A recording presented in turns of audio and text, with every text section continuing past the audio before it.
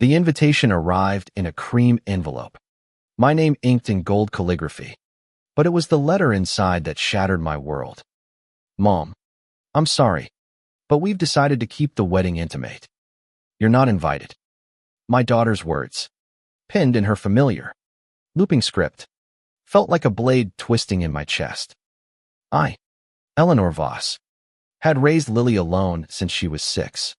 After her father walked out without a backward glance, I'd built a life for us, brick by brick, transforming a small bed and breakfast into the $40 million Azure Grand Hotel, a crown jewel on the California coast.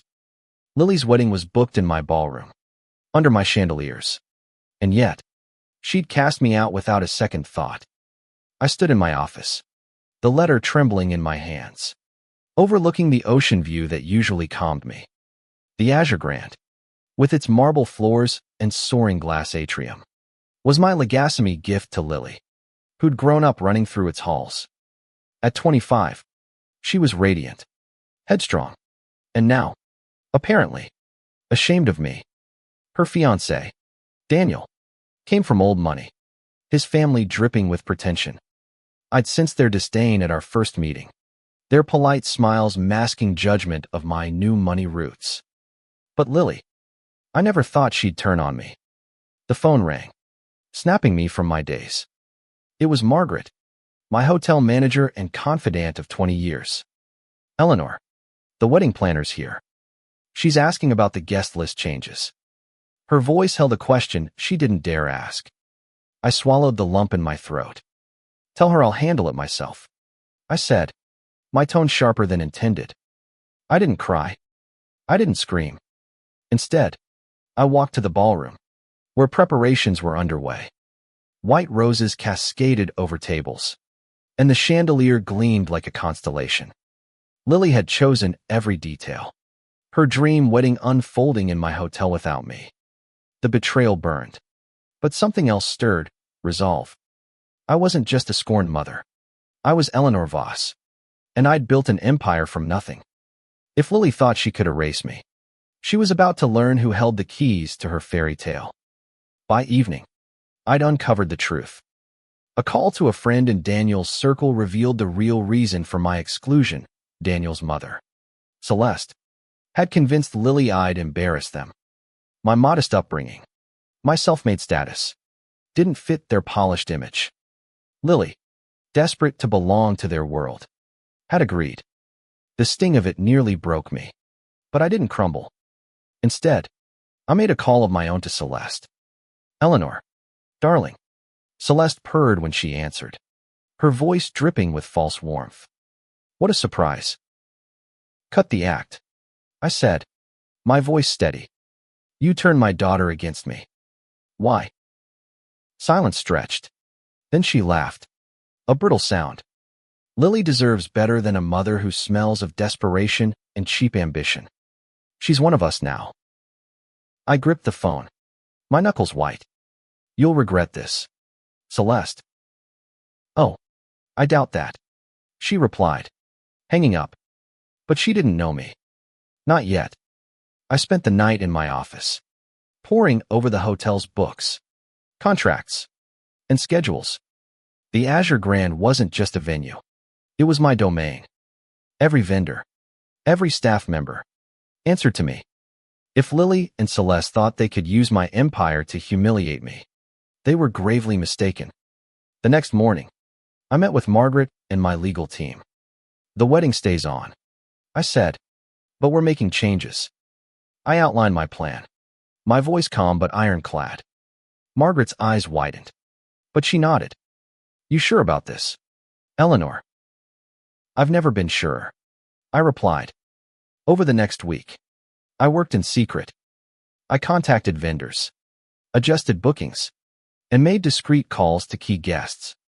I didn't want to ruin Lily's day. I loved her too much for that, but I needed her to see me, to understand what she'd discarded.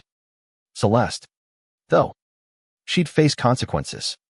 I'd learned she'd been meddling in my business, spreading rumors to tarnish my reputation among her elite circle. This wasn't just personal. It was war. By the time the wedding was a month away, My plan was in motion. I'd ensured the Azure Grand would shine brighter than ever, but with a twist only I could orchestrate. Lily's wedding would be unforgettable not for its beauty, but for the truth it would reveal. As I stood in the atrium, watching staff polish the floors, a memory hit me, Lily at 10, twirling in this very spot, laughing as she dreamed of her future. "You'll be at my wedding, right, Mom?" she'd asked, her eyes bright. I'd promised her I would.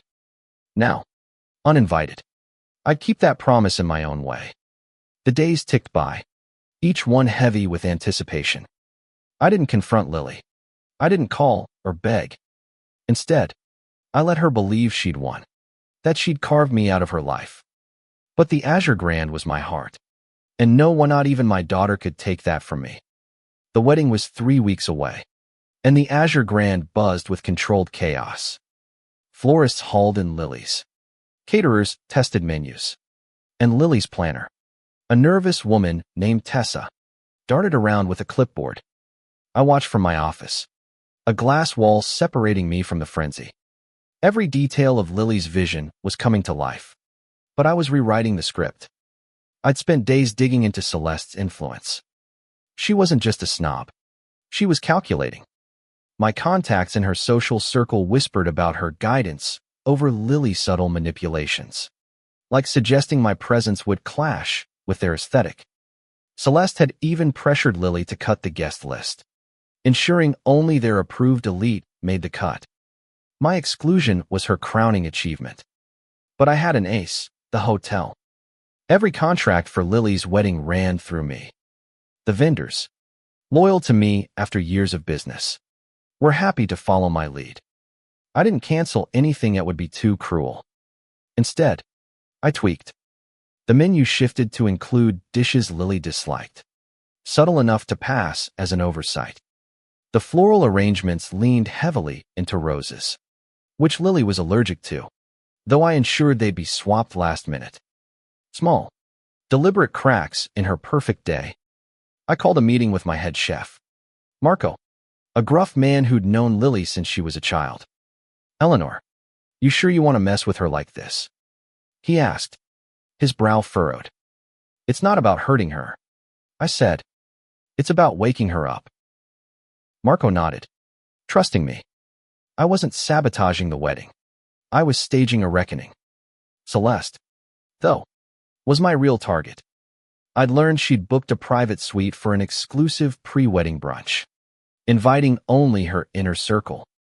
I made a call to the catering team. "Replace the champagne with the reserve stock," I said, "and adjust the menu. Gluten-free only. Celeste is sensitive, isn't she?" She wasn't, but her guests would notice the bland spread and whisper.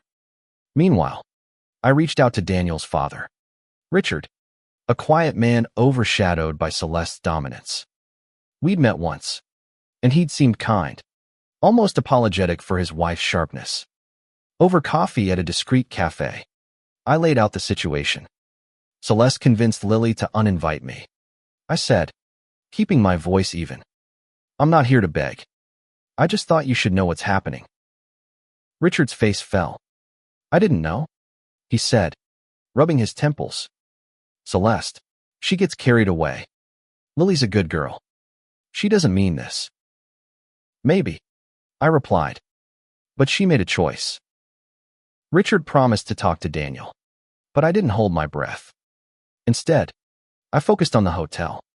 I instructed my team to prepare a special VIP area for the wedding day, a private balcony overlooking the ballroom. Officially, it was for overflow guests.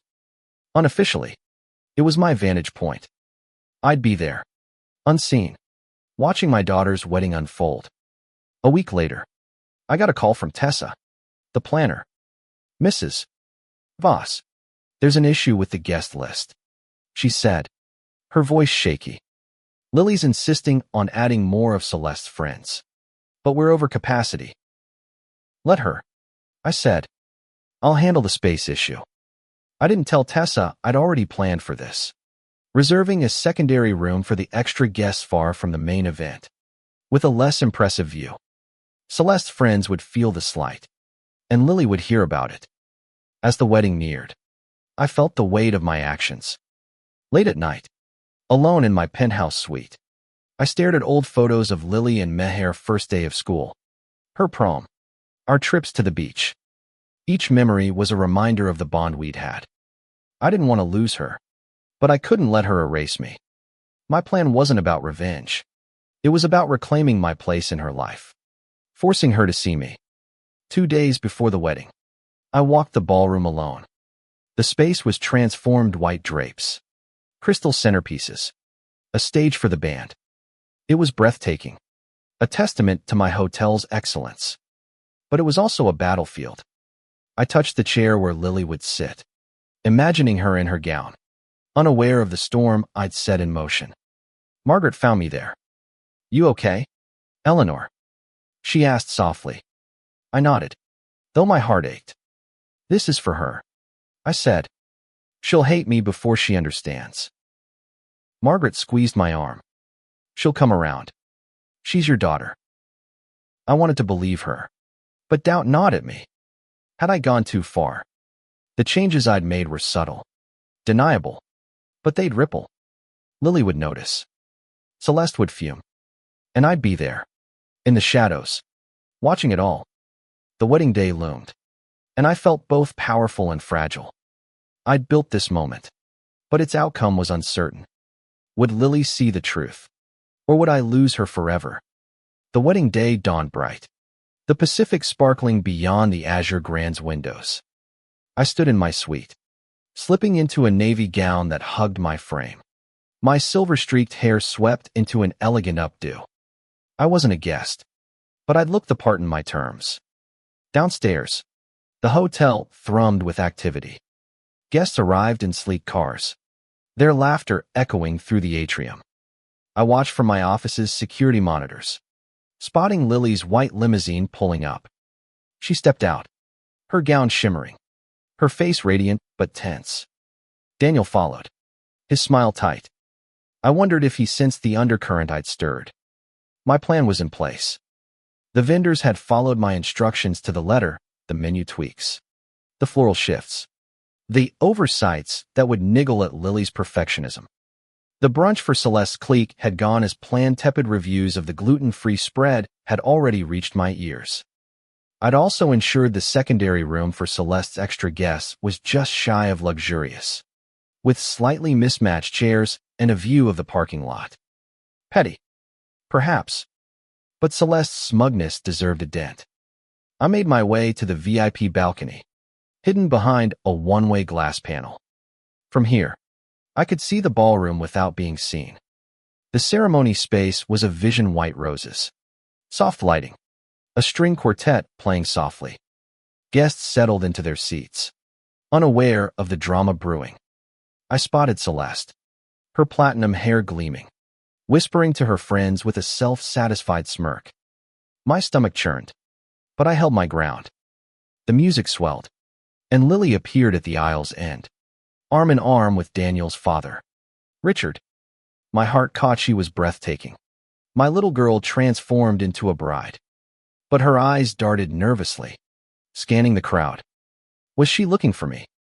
Or was she worried about her perfect day unraveling? The ceremony began, flawless on the surface. The officiant's words about love and family stung, each one a reminder of my absence. I gripped the balcony railing, my nails digging into the wood. I'd orchestrated this moment, but it didn't feel like victory. It felt like loss.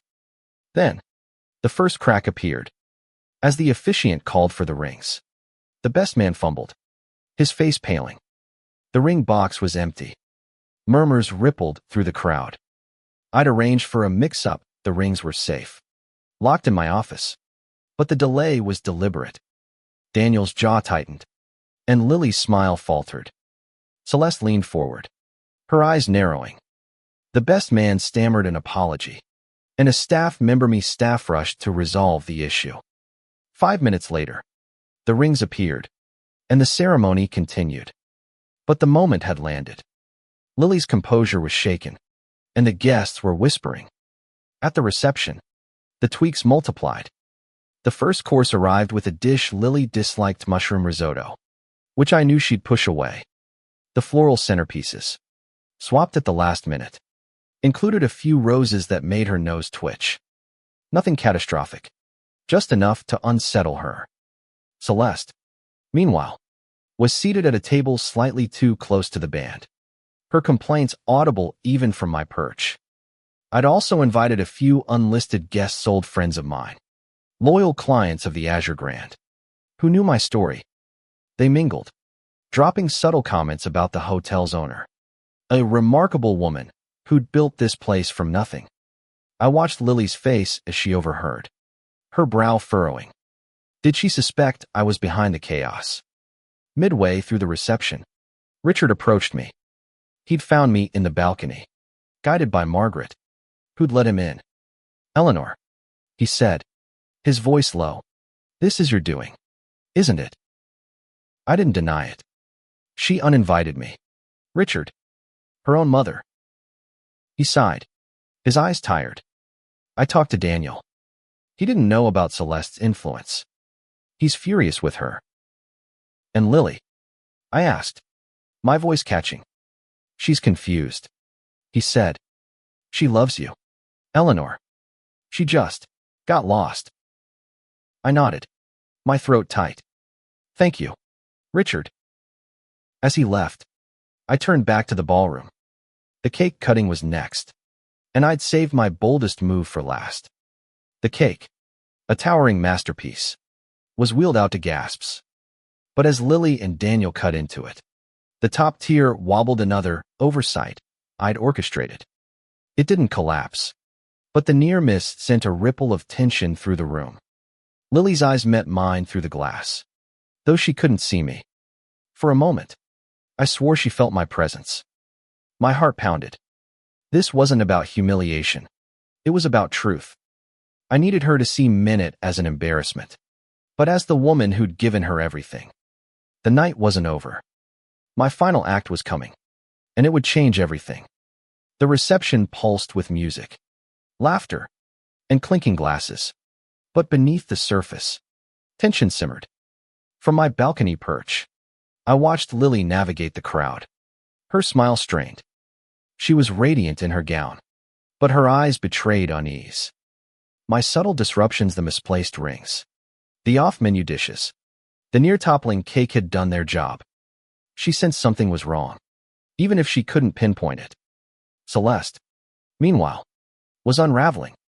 Her table's proximity to the band had her visibly irritated, and her friends' murmurs about the odd brunch spread had reached her. I'd ensured her elite circle felt the sting of being sidelined. Their secondary room a quiet insult. She cornered Tessa, the planner, gesturing wildly. I couldn't hear her, but her flushed cheeks told me enough.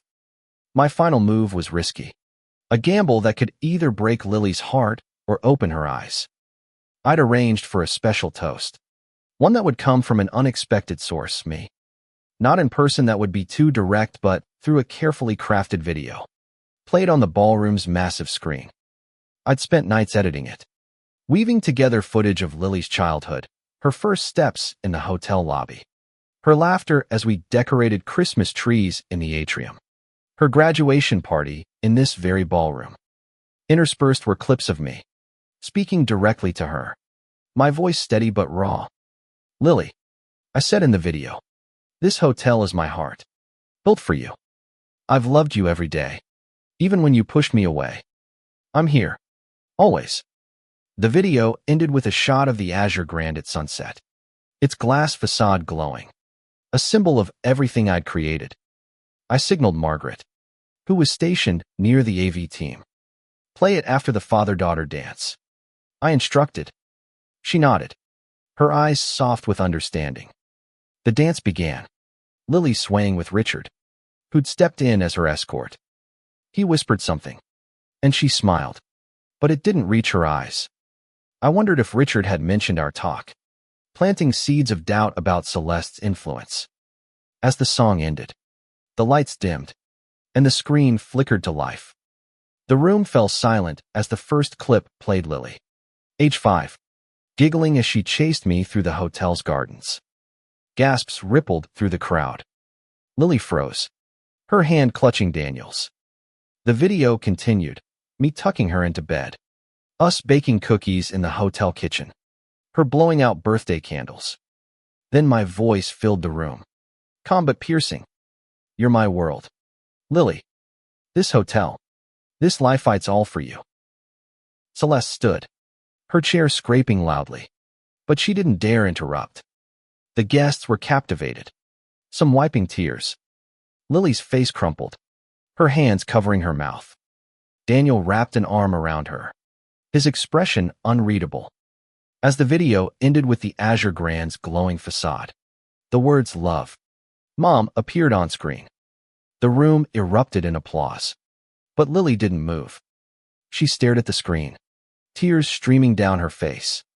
I watched, my heart in my throat, praying she'd understand. This wasn't about shaming her. It was about reminding her who we were to each other. Celeste stormed toward the AV booth, but Margaret intercepted her, coolly explaining it was part of the program. I saw Lily turn to Daniel, whispering urgently. He nodded, guiding her toward the exit. My stomach dropped. Were they leaving? Had I pushed too far?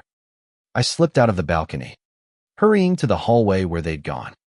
I found them in a quiet alcove, Lily sobbing into Daniel's chest. I didn't know. She choked out. I didn't know she'd be here, like this. Lily, I said, stepping forward, my voice soft but firm. She spun around, her eyes wide. Mom. Her voice broke. You did this. I nodded, holding her gaze. I couldn't let you erase me. Not from your life. Not from this hotel. She shook her head, tears falling. I didn't mean. Celeste said you'd ruin it. That you didn't fit. Celeste was wrong. I said, stepping closer. I built this place for you. For us. Daniel touched her shoulder. Lily. She's your mom. She loves you. Lily looked between us, her face a storm of guilt and realization. I'm so sorry, she whispered, rushing into my arms. I held her tightly, my own tears falling. For the first time in weeks, I felt whole. But the night wasn't over. Celeste was still out there, and I wasn't done with her.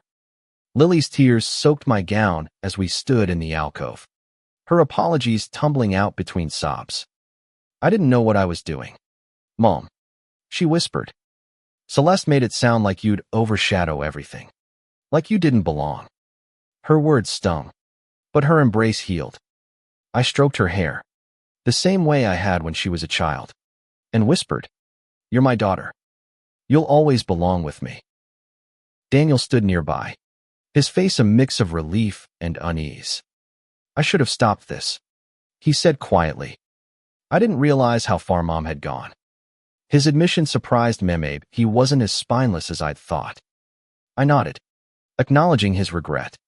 But my focus was on Lily. We had a long road ahead, but this moment was a start.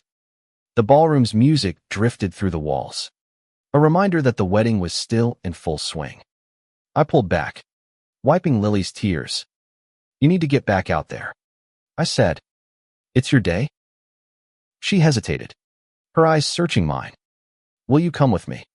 Please. My heart swelled, but I shook my head. Not yet. Let's not make a scene. But I'll be watching.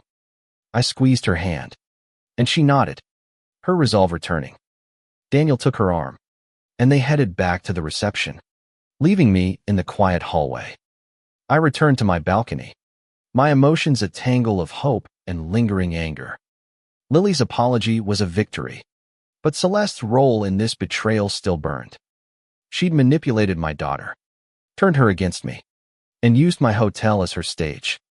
I wasn't finished. Back in the ballroom, the mood had shifted. The video had left guests emotional, some approaching Lily with kind words about her remarkable mother. Celeste, however, was seething. I watched her huddle with her friends, her gestures sharp, her voice no doubt spinning a narrative to salvage her pride. But I'd planned one final move. I'd instructed the band to dedicate a song to the woman who made this night possible. As the lead singer took the mic, he smiled at the crowd.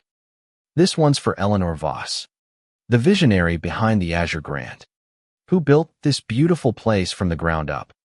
The band launched into a soulful ballad, and the guests applauded, some raising glasses in my honor.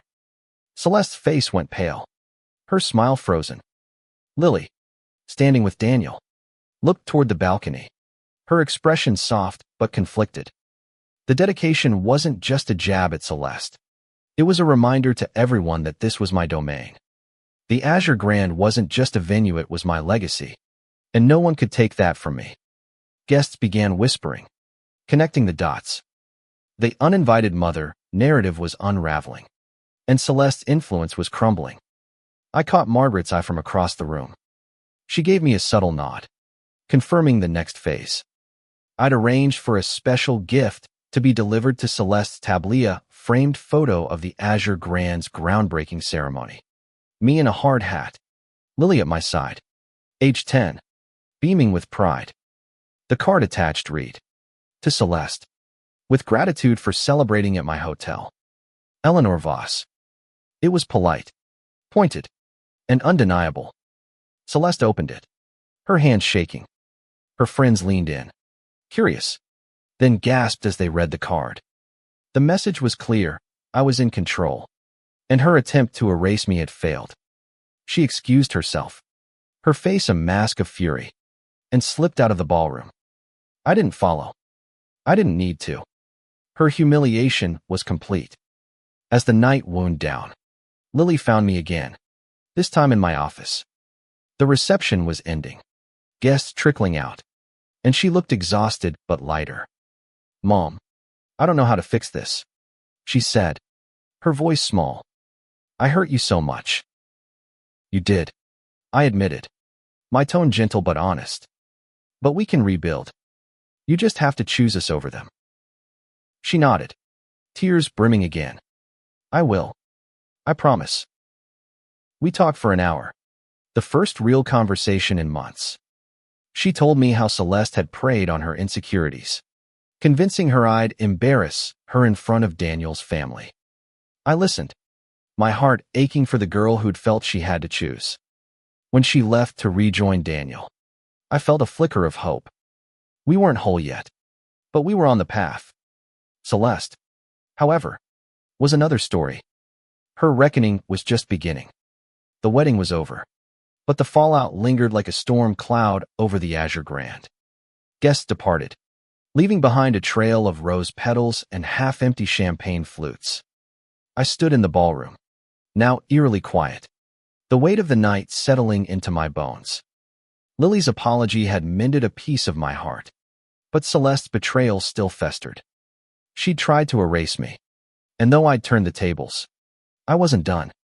By morning, the hotel was abuzz with gossip. My video, the band's dedication, and the framed photo had done their work. Guests had spread the story, the mother who'd built this empire, uninvited by her own daughter at the behest of a meddling socialite. Celeste's reputation, so carefully curated, was cracking. I heard whispers that her friends were distancing themselves, embarrassed by her role in the drama. I didn't revel in it. Hurting Celeste was a means to an end, not the goal. My focus was Lily, and rebuilding what we'd lost. She and Daniel stayed at the hotel for their honeymoon suite, a gesture I'd insisted on comping despite their protests. When Lily knocked on my office door that afternoon, I braced myself. "Mom," she said, stepping inside, still in a casual dress from the night before. "Can we talk?" I gestured to the chair across my desk. "Always." She sat, fidgeting with her wedding ring. "I've been thinking about what I did. How I let Celeste get in my head. I was so stupid." "Not stupid," I said. "You were vulnerable." She knew exactly what buttons to push. Lily's eyes welled up. "I should have trusted you. This hotel, it's us. I forgot that." I reached across the desk, taking her hand. "You're here now? That's what matters." We spent the afternoon talking, peeling back layers of hurt. She admitted she'd felt pressured to fit into Daniel's world, to prove she was good enough for his family. Celeste had fed that insecurity, painting me as an obstacle. I listened, my anger at Celeste flaring anew, but I kept it in check. Lily needed me, not my vendetta. Daniel joined us later, his demeanor sheepish. "Mrs. Voss, I owe you an apology," he said. "I should have stood up to Mom sooner. I didn't realize how much she was controlling things." I studied him, searching for sincerity.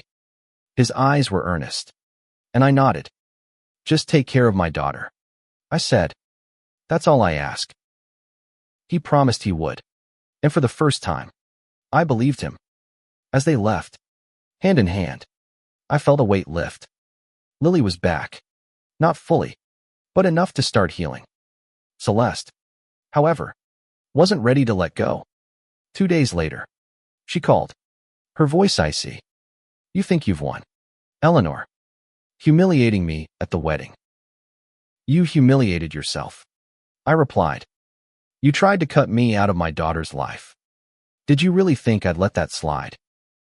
"You're pathetic," she spat, "clinging to your little hotel like it makes you somebody." I laughed, a cold sound. "That little hotel is my legacy, and it's where your son married my daughter. You're welcome, by the way." She hung up, but I knew she wasn't done. Sure enough, I heard she'd started spreading rumors, claiming I'd sabotaged the wedding out of spite. It didn't gain traction. Me guests, my staff, even my vendors knew the truth. The Azure Grand was my fortress, and Celeste's lies couldn't breach it. I focused on Lily. We met for coffee, then dinner, slowly rebuilding our bond. She asked to help with the hotel, a small gesture that meant the world. I gave her small tasks, reviewing menus, greeting guests, watching her rediscover the place she'd grown up in. Each smile, each shared memory, was a step toward forgiveness. But Celeste's shadow lingered. I learned she'd tried to book another event at a rival hotel, spinning a tale of my unprofessionalism. I didn't. Karimi's reputation was ironclad. Still, I wanted her to know she couldn't outrun me. I sent her an invitation to the Azure Grand's upcoming charity gala, a high-profile event attended by her entire social circle. The note was simple: join us to celebrate community. Your presence would mean so much. Eleanor Voss. She wouldn't come. I knew that.